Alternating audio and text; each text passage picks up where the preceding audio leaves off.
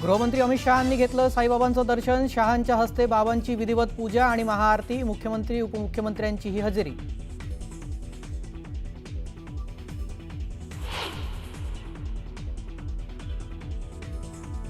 ठाण्यात महायुती विरोधात मविया मनसे एकत्र। ठाण्यातील विविध समस्यांबाबत एकत्र काढणार मोर्चा। जितेंद्र आव्हाडांच्या निवासस्थानी महत्त्वाची बैठक।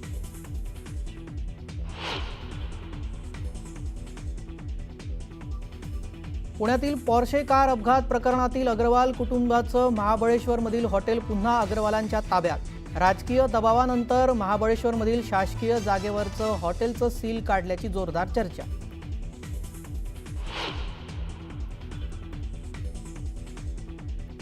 मालेगावात काँग्रेस आणि समाजवादी पार्टीच्या कार्यकर्त्यांमध्ये तुफान राडा। दोन्हीकडच्या कार्यकर्त्यांचा एकमेकांवर लाठ्याकाठ्यांनी हल्ला। 4 जण जखमी, दोघांची प्रकृती गंभीर।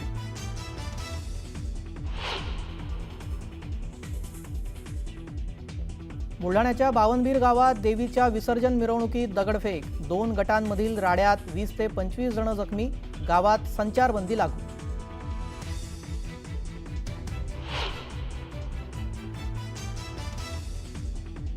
नाशकात गुन्हेगारांसह 500हून अधिक टवाळखोरांची धरपकड। वाढत्या गुन्हेगारीच्या पार्श्वभूमीवर कारवाई।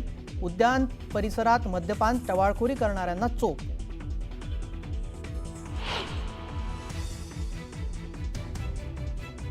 धाराशिवच्या कळंब तालुक्यातील खामसवाडी गावाला पावसानं झोडपलं। अनेकांच्या शेतात शिरलं पाणी, तर पाणी साचल्यानं परिसरातील रस्ते बंद।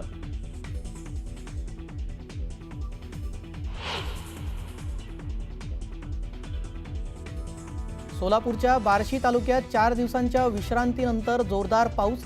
चांदणी नदीला पूर। आगळगाव उंबरगे गावाला जोडणारा पूल पाण्याखाली। शेती पिकांचं मोठं नुकसान।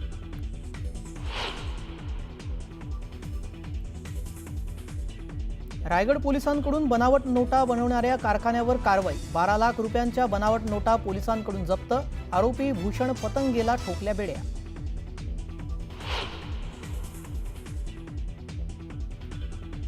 महिला विश्वकप सामन्यात आज पुन्हा भारत पाकिस्तान क्रिकेट टीम आमने-सामने। श्रीलंकेच्या कोलंबोमध्ये खेळला जाणार महामुकाबला। दोन्ही संघांमध्ये हस्तांदोलन होणार नसल्याची माहिती।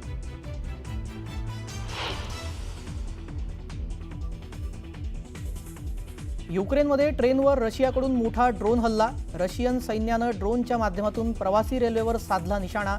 हल्ल्यात 30 लोकांचा मृत्यू, तर युक्रेनच्या राष्ट्रपतींनी हल्ल्याला दहशतवादी हल्ला असल्याचं सांगितलं।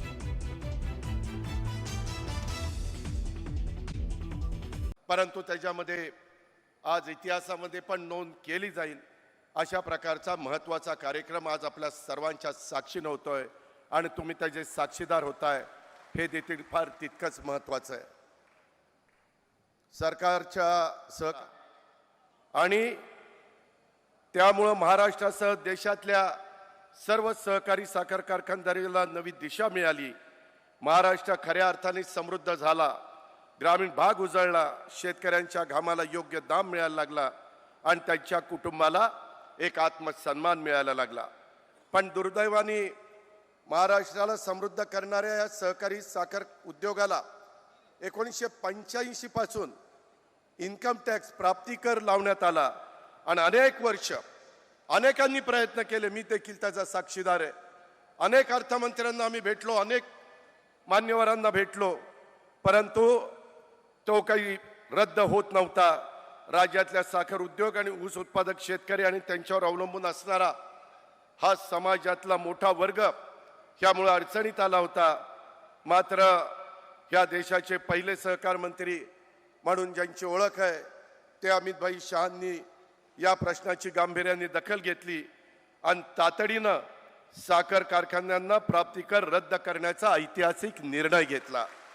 या ऐतिहासिक निर्णयामुळे तुम्हा किती सभासदांना माहिती आहे, शेतकऱ्यांना माहिती आहे, मला माहिती नाही, परंतु 9,500 कोटी रुपयाचा इन्कम टॅक्स आपल्या ह्या साखर कारखानदारीवरचा माफ झाला आणि साखर उद्योगाला एक नवी संजीवनी मिळाली।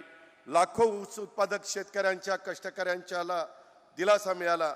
म्हणूनच पद्मश्री विठ्ठलराव विखे पाटील साहेबांच्या पूर्णाकृती पुतळ्याचं अनावरण हे देशाचे पहिले सहकार मंत्री अमितभाईंच्या शुभ हस्ते होतंय। याला एक आगळं वेगळं महत्त्व आहे, कारण साखर उद्योगाचा पाया रचणाऱ्या सहकार मर्चींच्या पुतळ्याचं अनावरण, अडचणीत सापडलेला साखर उद्योग वाचवणाऱ्या आदरणीय अमितभाईंच्या हस्ते होत आहे. सहकाराचा हा एक अद्भुत अशा प्रकारचा योग आहे. त्या हा क्षण म्हणजे सहकारातल्या शतकातलं एक सुवर्ण पान आहे असं म्हटलं तर काही वावगं ठरणार नाही. आपण सगळ्यांनी बघितलं, इथनं सुरुवात झाल्यानंतर चांद्यापासून बांद्यापर्यंत जिथे जिथं ऊस पिकतो तिथं तिथं सहकारी साखर कारखानदारी निघाली. बदल व्हायला लागला, आर्थिक सुबत्ता यायला लागली, शिक्षणाची दालनं त्या ठिकाणी खुली व्हायला लागली आणि त्याच्यातून तिथं एक वेगळ्या प्रकारचं चित्र निर्माण झालं. त्या काळात शेतकऱ्यांची स्थिती अत्यंत हलाखीची होती, परंतु त्यांनी त्या काळात ठरवलं की शेतकऱ्याला आपली ताकद ओळखायला लावायची आणि सहकार्याच्या माध्यमातून त्याला सशक्त करायचं. या विचारातूनच ह्या आपल्या आशिया खंडात पहिला सहकारी साखर कारखाना प्रवरानगरला उभा राहिला.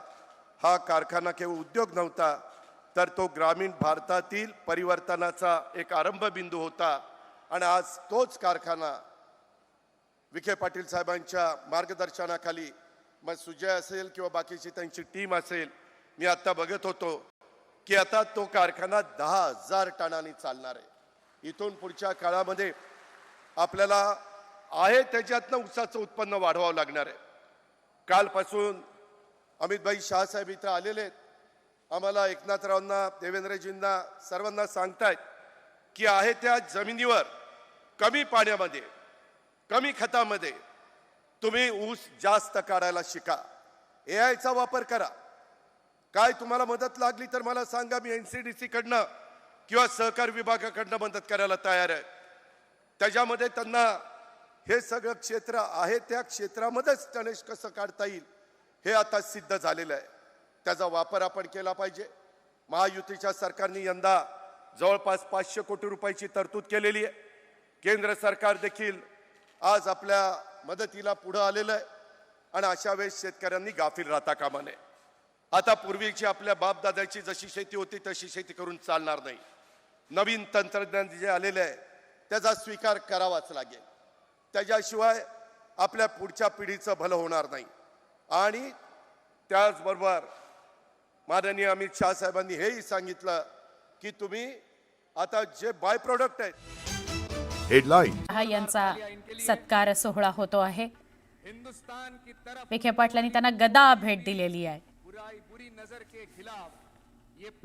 आता शेतकऱ्याचं प्रतीक म्हणून बैलजोडी सकट बैलगाडी वुडनवर केलेली आहे, ती त्यांना प्रतिकात्मक पद्धतीने दिली जाते. हा शेतकरी मेळावा असल्यानं या बैलगाडीला विशेष महत्व आहे. इसके बाद हम सम्मानित करने जा रहे हैं महाराष्ट्र के लोकप्रिय मुख्यमंत्री सम्माननीय देवेंद्र जी फडणवीस साहब को. इनका सम्मान करेंगे सम्माननीय डॉक्टर सुजय राधाकृष्ण जी विखे पाटिल. मुख्यमंत्र्यांचाही आणि दोन्ही उपमुख्यमंत्र्यांचाही सन्मान होईल. मंगल कलश औपचारिक महाराष्ट्र के विकास का मंगल कलश जो अपने मजबूत हाथों में आपने आज तक संभाला है और उसे आगे ले जाने के लिए आप दिन रात मेहनत कर रहे हैं. हम सबकी ये शुभकामना है. जो आपका सपना है सगळ्यांना फेटे घातले जात आहेत.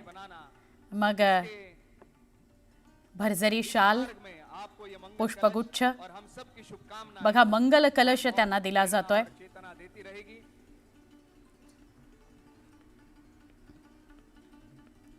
आणि हम सम्मानित करेंगे बैलगाडी, उपमुख्यमंत्री माननीय नामदार एकनाथ जी शिंदे साहब इनको. ही बैलजोडी आणि बैलगाडी जी आहे सम्माननीय डॉक्टर ती राजेंद्र जी विखे पाटिल साहब इनको विखे पाटलांच्याच से टाकाऊपासून टिकाऊचे जे कारखाने लोणीमध्ये चालतात, सगळ्या लोणीमधल्या महिला एकत्र येऊन अशी वेगवेगळी प्रॉडक्ट्स तयार करतात, तर त्यातलंच हे एक प्रॉडक्ट आहे. जो फेटा है हमारे यहाँ के नजदीक येवला गांव का, जो बहुत ही प्रसिद्ध माना जाता है, वो पहनाकर महावस्त्र देकर और मंगल कलश और बैलगाड़ी का प्रतीक देकर हम इनका सम्मान कर रहे हैं.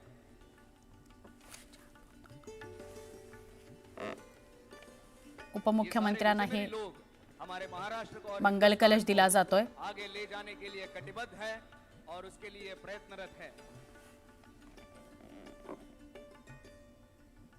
इसके बाद आणि ही बैलगाडी शेतकऱ्यांचं प्रतीक, शेतकऱ्याचा जीवाभावाचा मित्र. साहेब जी मस्के पाटील इनसे कि आप अपने शुभ हाथों से सम्माननीय उपमुख्यमंत्री माननीय नामदार अजित दादा पवार जी इनका सम्मान करें.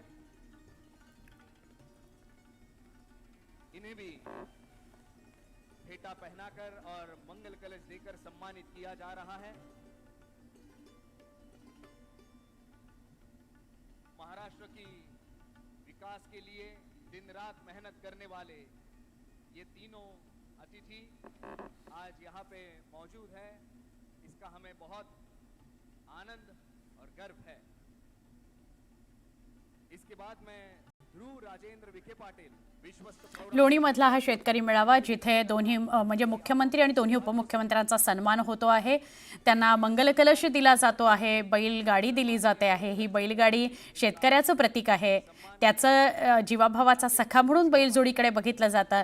आणि ही बैलगाडी वुडननी तयार केलेली आहे, लाकडाच्या ह्यांनी तयार केली गेलेली आहे. प्रतिकृती म्हणून त्यांना ती दिली गेली आहे. सगळ्यांचा सन्मान झालेला आहे आणि सन्मानानंतर काही वेळामध्ये शेतकरी मेळावा सुरू होईल. अतिवृष्टीग्रस्त शेतकऱ्यासंदर्भात काय बोललं जातं, मुरलीधर मोहोळ यांचा सन्मान केला जातो आहे. विखे पाटील मुरलीधर मोहोळांचा सन्मान करतायत केंद्रीय राज्यमंत्री मुरलीधर मोहोळ. जी विखे पाटील इनसे कि आप अपने शुभ हस्तों से महाराष्ट्र राज्य के राजस्व मंत्री सम्माननीय चंद्रशेखर जी बावनकुळे साहब इनका सम्मान करें.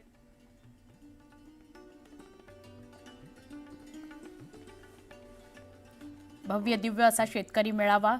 आता या भव्य दिव्य शेतकरी मेळाव्यामध्ये शेतकऱ्याच्या हिताचे केंद्राकडून काय निर्णय येतात किंवा मदती संदर्भात काय घोषणा होते हे बघावं लागेल.